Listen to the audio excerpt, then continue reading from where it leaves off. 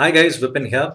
Yesterday I made a video on understanding Sensex, and today we'll talk about understanding Nifty 50. Now, the actual name for Nifty is Standard and Poor Nifty. Now, Standard and Poor is a company that is into a variety of services. One of the services that they're into is index design. So, when it comes to designing a stock index, it's a very specialized field. And Standard and Poor is the company that is into the designing of these indices. Now, why do we have Nifty alongside Sensex? Why not just have one? Well, actually, people are not really aware of this, but there are many indices. Now, if you see that screenshot there, which I've given, I have taken it from Bombay Stock Exchange website. There is a lot more, in fact. I just took whatever I could fit on that screen. There are many indices that is there in Bombay Stock Exchange. There are indices exclusively for small cap companies, mid cap companies, and large cap companies. Now, I'll do a different video on that itself, but you can see that the number of indices is not just one or two, it's dozens that is there. Now, one of the reasons why there are so many indices is because there are different types of traders. Now, an index is a lot like products that are there in a supermarket. You find a variety of detergents, a variety of chocolates, a variety of soaps because the number of customers for each of them are many.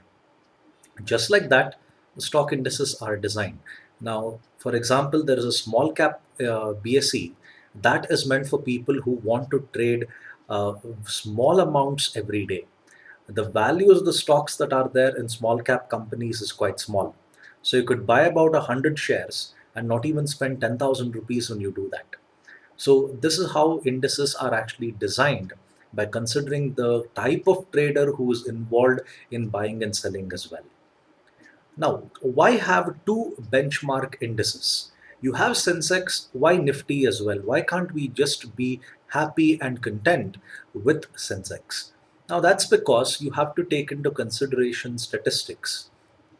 When it comes to Nifty, you have 50 companies, and in Sensex, you have 30 companies. Now, when it comes to measuring the economic performance of India, going by one benchmark is not always considered wise. Now, when you go about studying statistics, when you go about doing research, you have many people whom you go about asking questions. And if you notice, when you go about asking people different questions, the response that you get is different. Now, let's say I was to conduct a review of Transformers 4. Now, when I go about asking a person in his who happens to be a senior citizen, okay, what do you think about this movie?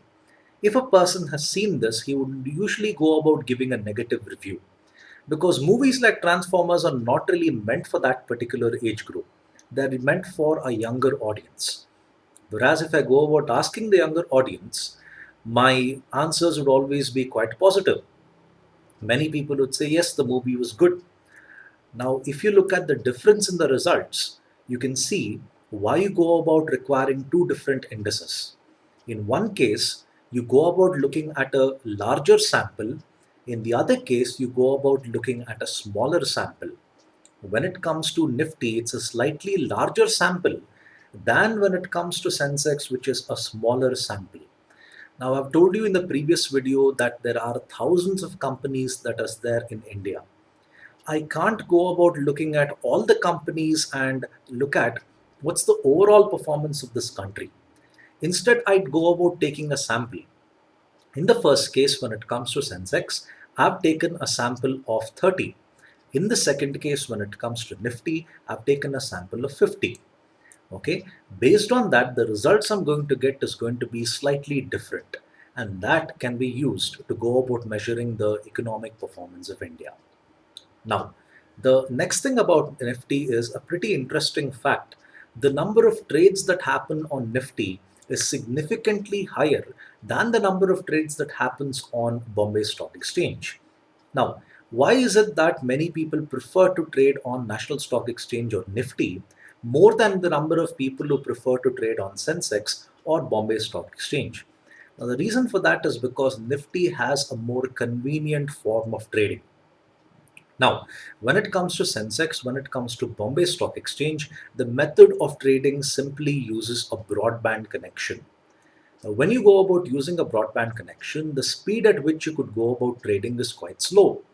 Okay, but when it comes to Nifty, they go about using satellite connectivity. That is, when you go about buying and selling, it is you, the trading terminal, the satellite up in the sky, and another person on the other side. Okay, now when it comes to using satellite connectivity, it is always faster than when it comes to going about using a broadband connectivity. In fact, this is one of the reasons why people prefer to trade in Nifty more, and the number of trades, the volume of trades in Nifty is more. You can see there when it comes to a very well to do company like Larsen and Toubro, Bombay Stock Exchange has just seen about 91,000 trades, whereas the same company being traded on Nifty has a trading volume of 8 lakh 11,000. You can see how wide the difference is when it comes to trading on Nifty. Like I said, it's mostly convenient and it's a speed factor when it comes to Nifty. Also, remember that if a company is listed on many indices, the price of the stock does not vary significantly, even though the company is listed on different indices. As you can see here, when it comes to Larsen and Toubro, the difference between Bombay Stock Exchange price and National Stock Exchange price is just about 60 paisa.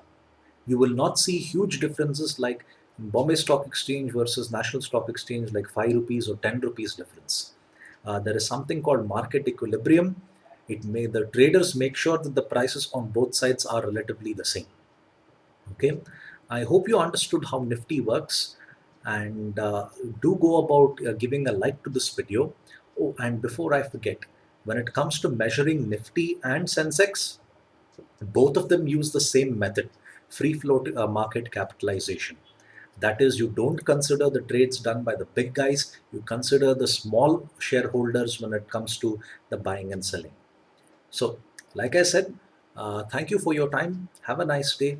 Bye, and do subscribe to my videos. Thank you.